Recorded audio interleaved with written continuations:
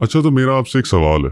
ایک حدیث آتی ہے صحیح بخاری کے اندر جس کے اندر ایک اینجل آتا ہے اللہ تعالیٰ کی طرف سے آتا ہے حضرت موسیٰ کے پاس, اور وہ کوئی پتہ نہیں اللہ کا کوئی حکم لے کے آتا ہے.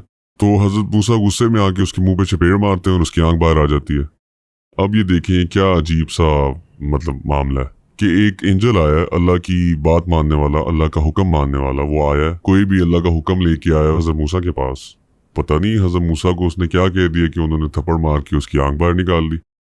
اس کی مجھے کوئی حدیث کی سمجھ نہیں آتی, آپ کیا کہتے ہیں اس بارے میں؟ دیکھیں اس میں کیا بات ہے, اس میں کون سی مشکل بات ہے. اللہ کے رسول صلی اللہ علیہ وسلم کے پاس فرشتے مختلف شکلوں میں آتے تھے, نبی صلی اللہ علیہ وسلم کے پاس بھی آئے اور اللہ کے ہر نبی کے پاس آئے.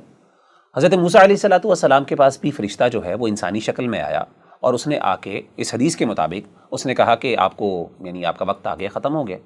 آپ مجھے خود بتائیں کہ ایک بندہ آپ کے پاس آئے, ایک انسان آپ کے پاس آئے, آپ بیٹھے میں اپنا کام کر رہے ہیں اور وہ کہے جی آپ کے جانے کا دنیا سے وقت ہو گیا ختم, آپ نہ اس کو جانتے ہیں نہ کچھ کرتے ہیں, اور وہ آپ کو تھریٹ کرے, آپ کی ڈیتھ کی, موت کی آپ کو دھمکی دے, تو آپ اس کے ساتھ کیا کریں گے؟ اسے سلام دعا کریں گے؟ ٹھیک ہے, آپ اس کو کیا کریں گے؟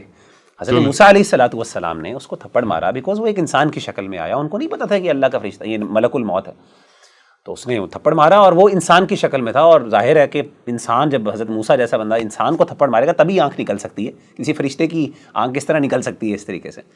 تو یہ تو اس میں کون سی اس میں کون سی بڑی بات ہے؟ بعد میں ان کو پتہ چل گیا کہ یہ فرشتہ ہے تو انہوں نے اللہ تعالیٰ سے کہا کہ اللہ تعالیٰ, پھر وہ حدیث پوری آگے سے لمبی. چلیں مان لیتا ہوں میں.